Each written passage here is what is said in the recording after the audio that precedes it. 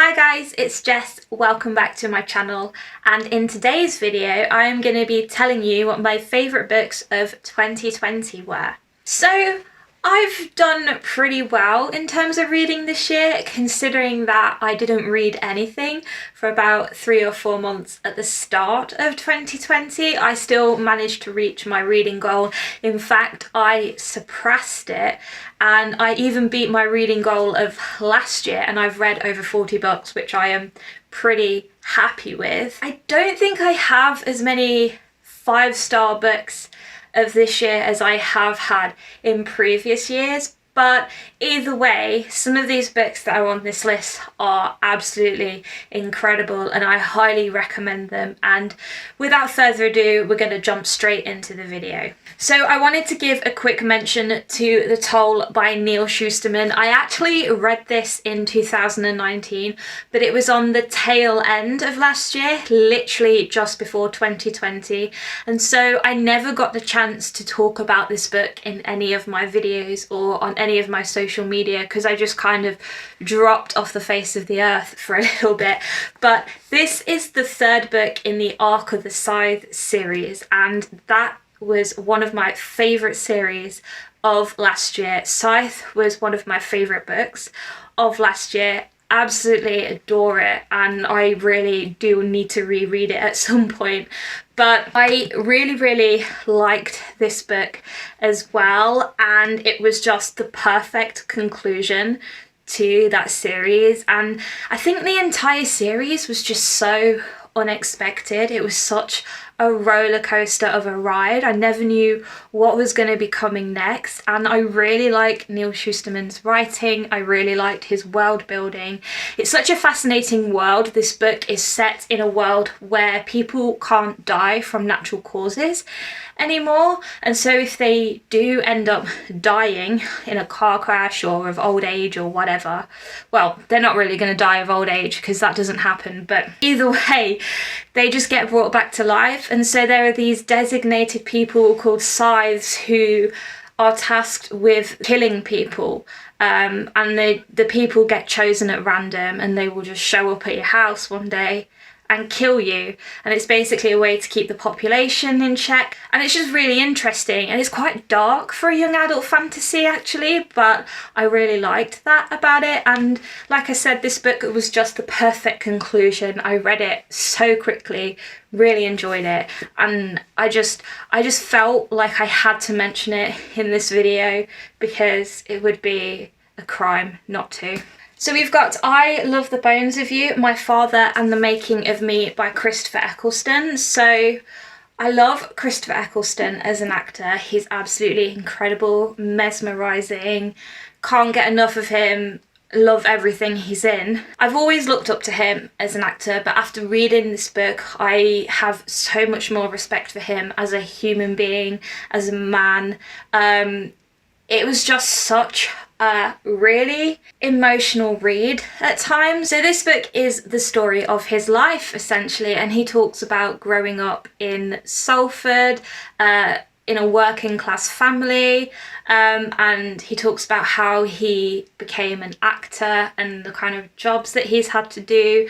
But he also talks a lot about his mental health and his struggles with body dysmorphia and anorexia, and it's something that I know a lot of women talk about quite a lot, and it is becoming more heard of and more common for women to open up about body image issues and anorexia, things like that, but it's very uncommon for men to talk about it, but it does affect men just as much. So this was kind of Christopher Eccleston opening up that conversation, and just showing that these kind of issues do affect men as well. And in the UK, he is quite a high profile actor. So I remember when this book came out and the story was released about his struggles with mental health and with anorexia. It was obviously a very big step for him to take to open up about that, but I think it was a really important step, and I think it is going to help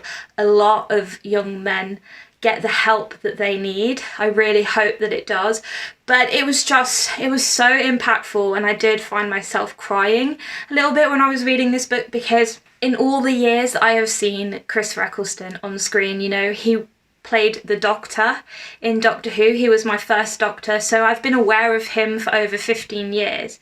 And during filming of Doctor Who, he was very ill, and that's not something that anybody knew about. So it was really, really emotional, and it just made me respect him so much more for being so honest and open about it. And he also talks about his relationship with his father and toxic masculinity, and how he's tried hard to kind of break the typical male stereotype of being quite hard and, you know, not showing your emotions. And he also talks about his relationship with his mother and his father's Alzheimer's as well. It's just a really, really emotional read, and I loved every second of it, and it's probably my favourite book of this year by far. The Dead Fathers Club by Matt Haig. I will admit, out of all the Matt Haig books I read this year, I didn't really feel that this one was going to be the one that I ended up loving the most. But oh my gosh, it was absolutely amazing. It was so much fun, and I loved every single page. I read this in about 24 hours. I just couldn't put it down, and I was pleasantly surprised by it, actually. I will talk about this in my most surprising books of the year as well. But this book follows the story of this young boy called Philip, and his father dies quite suddenly. He's a pub landlord, so they live in this pub. And then one night his father's ghost appears to him and tells him that it was his uncle who killed him, and tries to persuade Philip to go off and kill his uncle. And a whole load of crazy antics ensue, and it was just an absolute roller coaster from start to finish. I absolutely adored it. I love Philip. He's such a great kid, and I just know that I would have wanted to have been friends with him when I was his age. He just says things how it is. He's so blunt, but that's how kids are. You know, they just say things that come into their heads. They see things totally differently to us adults. And it was really funny as well. I loved everything about this, and I loved especially how it was written. So this book is probably an editor's nightmare in terms of typos, grammatical mistakes, things like that. But it's done deliberately because it is written from Philip's point of view. So Matt Haig has written it as if Philip was writing it, and so the sentences are really long and really rambly, and there's no speech marks, there's hardly any commas, there's loads of spelling mistakes. It's as if you are reading Philip's diary, and for me that just elevated the reading experience so much more. I think some people might struggle with that, but I loved it. It's one of my favourite elements of this book. And I always said The Humans was my favourite Matt Haig book. This one is pretty close to knocking that off the top spot, I have to admit. If you've never read Matt Haig's work before, then I don't know if I would recommend this as a starting point, but I would encourage you to read it just because it is so much fun. And I ended up giving it a solid 5 stars. If I could give it more than that, I would. But oh my gosh, incredible. Then we've got The Hate You Give by Angie Thomas. So I'm pretty ashamed that it took me so long to get to this book. It has been sitting on my Audible shelf for well over a year, and I finally got round to it, and I am so glad that I did, because this book was outstanding. Absolutely incredible. Everything that everyone has been saying about this book is so true. It's just really, really good. This book is a work of fiction, but the topic that it talks about is so close to a lot of people, especially Black people. It's something that Black people are experiencing every day. It's something that we've seen with the Black Lives Matter movement that happened back in the summer, and it's an issue that is going to continue, unfortunately, unless we all try to educate ourselves a bit more and make sure that we are good allies to Black people and people of colour around the world. And I would definitely encourage you to read this book if you do want to educate yourself a little bit. Like I said, it is fiction, but it is something that is happening to Black people every day. Yeah, it's hard hitting, I will tell you that now. So it follows the story of Star. She's a 17-year-old girl, and she leaves a party with one of her friends, Khalil. They're in the car, they're driving home, and they get stopped by police, and the police suspect that he has drugs in the car, and they search him. There's no evidence, but Khalil unfortunately ends up getting shot and dies. And we follow Star as she has to deal with the trial, trying to get justice for Khalil, and it is something that we have seen in today's society. It's something that happened this year. It's something that has happened to Black Americans in years previous. The Black Lives Matter movement inspired Angie Thomas to write this book, so I would really, really encourage you to read it. And I was blown away by this book. I listened to it on audiobook, and the narrator did an amazing job, actually. She was so captivating. She told the story so well. And I really love Star as a character. I think she's absolutely incredible. She's a very strong, independent young girl. She's quite emotionally intelligent, and she's not afraid to call people out on their bullshit. There is an incident in the book where one of her white friends makes a racist comment that she doesn't really realise is racist, but Star calls her out on it, and it kind of shows you how white people react to being called out when making a racist comment, whether they meant to or not. And I also really love the family dynamics in this book. It was one of the things that really, really made me enjoy it so much more. I love the dynamics between Star and her mum, Star and her dad, Star and her siblings. They had incredible banter. I think that's one of Angie Thomas's strong points, actually, is the way she writes families. And it was a really interesting insight into Black culture in general. I could talk about this book all day. Absolutely incredible. Go and read it. Then we've got Clap When You Land by Elizabeth Acevedo, and I have never read anything by Elizabeth Acevedo. This was my first book by her, and I was really, really impressed. Everybody has had such positive things to say about this book and her as an author in general. I just loved every second of this. It was another quick read for me, another book that I read within a day. I didn't know if I was going to like it because it's written in verse. It was definitely out of my comfort zone, but the fact that it's written in verse just makes the story so much more beautiful. It really adds such a touching, emotional element to it. This story is based off a true event, and it's about these two girls. One lives in New York, one lives in the Dominican Republic. They both have links to the Dominican Republic, and their fathers are on this plane flying from New York City to the Dominican Republic when it crashes into the sea. This is an event that happened back in 2001, I believe. I don't ever remember hearing about it, actually. So this was another educational read, and it made me aware of something that I'd never heard of before.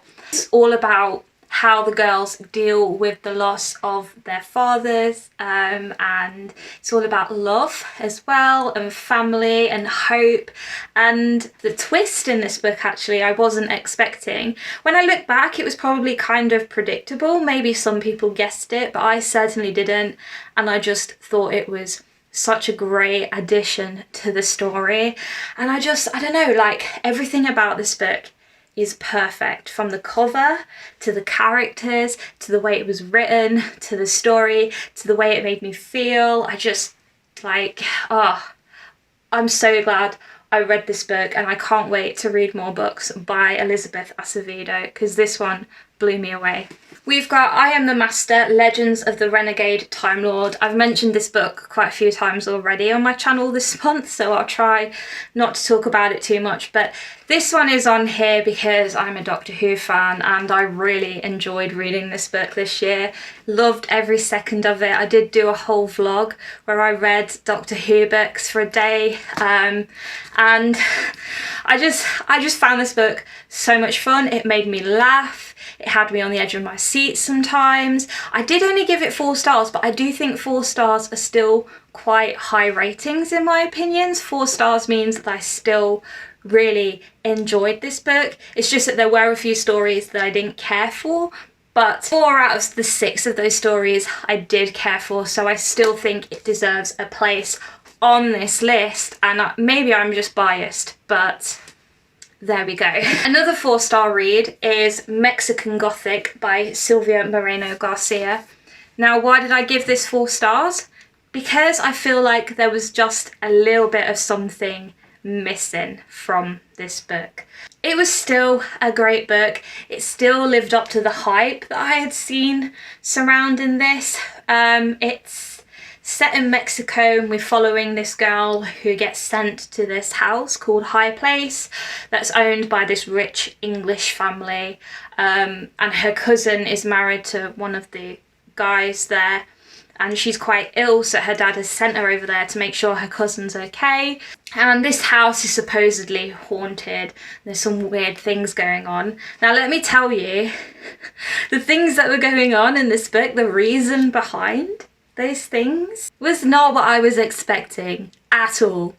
It was a great twist. Definitely added a really weird element to it, which I really liked. Again, great female characters, really strong, emotionally intelligent, stands up for themselves, but still makes mistakes, admits to their mistakes, tries to fix it. You know, I really related to the main character in this book. I thought she was wonderful. Love the writing. It definitely read like an old classic. It read like Dracula. It read like Frankenstein. I really felt like I was reading something from the 1800s, even though this book is set in the 1950s. And the atmosphere created in this book was wonderful. We've got great Gothic horror tropes like the haunted house, the quirky English family, the spooky graveyard. It was just everything I wanted. It did have a little something missing. I'm not sure what that was. Maybe it was just me having very high expectations for it. Maybe it was just me being quite picky and wanting certain things. I don't know, but still one of my favourite books of this year. Still would really recommend it. And I can't wait to read some more by this author as well. Then lastly, we're going to talk about probably one of my favourite dark fantasies I've ever read, and definitely one of the most surprising books of this year, Every Hearted Doorway by Seanan McGuire. So, as I probably mentioned in my Fortnite Frights vlogs that I did way back in October, I'd seen these books on BookTube, on Bookstagram, everywhere, constantly. People talked about them, people loved them.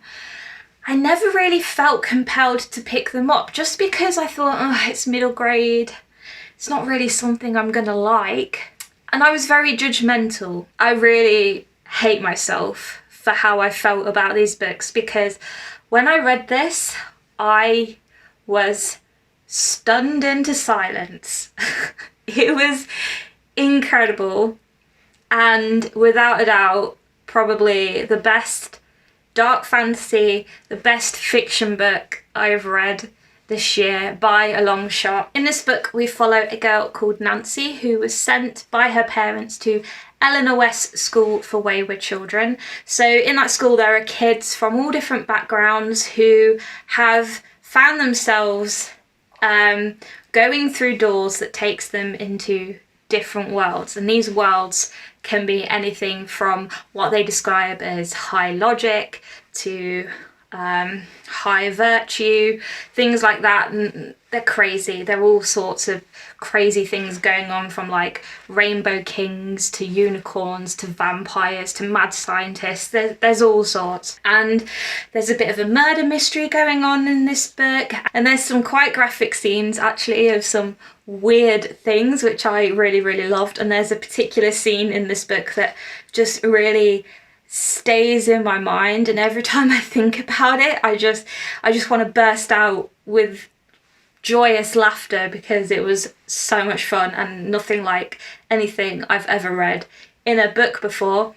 Love the writing. Shauna Maguire is a very talented writer, and it read like a fairy tale. This book definitely made me feel like I was a kid again, so that was great. And I think the thing that I love the most about this book is the LGBTQ plus representation. So our main character, Nancy, is asexual, which isn't something I've encountered in a book yet. So I really liked that. We've got a trans character, we've got a lesbian character as well. There's all sorts of different things going on in this book that I really liked. And I really recommend it. I read the second book as well, Down Among the Sticks and Bones, which was equally as amazing, and I would highly recommend. I'm really looking forward to reading the rest of the series because I've heard wonderful things about it, and I just can't wait to explore more of the worlds mentioned in this first book. Go and read it. You will not regret it. All right, guys, so those were my favourite books of 2020. And like I said, I've not read many 5-star books this year, but the ones that I have read, even the 4 stars that I've mentioned, have been incredible, have really blown me away, and have made me forget about the chaos that is real life in 2020 right now. Let me know in the comments down below if any of these books mentioned in this video today are your favourite books as well. I would love to hear your opinions. Let me know if I've persuaded any of you to read any of these books in the future. I would love to hear that as well. I always love it when I persuade someone to read a book that I really like. It makes me feel accomplished in life. I'm going to wrap this video up here. Thank you so much for watching. I will be doing most surprising and most disappointing books of 2020 video, and a books that I DNF'd video as well, coming up in the next few days. So stay tuned for that. Please leave a cheeky thumbs up if you liked this video. Please subscribe to my channel so you can see more videos from me in the future. And I will see you all in my next video very soon. Bye, guys.